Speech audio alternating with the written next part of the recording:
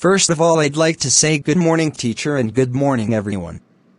Today I'm very glad to tell you about my background.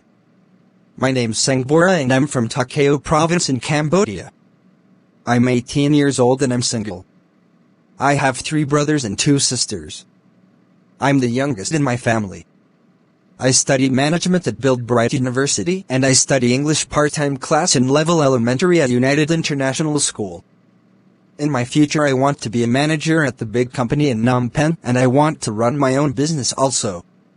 I learn English here because it's an international language. I can communicate with other people around the world and it's easy to find a good job. Thank you, teacher, and thank you, everyone. First of all, I'd like to say good morning, teacher, and good morning, everyone. Today I'm very proud to tell you about my background. My name's Kung Sanita and I'm from Kandal province in Cambodia. I'm 16 years old and I'm single. I have 2 sisters and no brother. I'm the oldest in my family. I study according at Asia University and I study English part-time class in Level Elementary at United International School.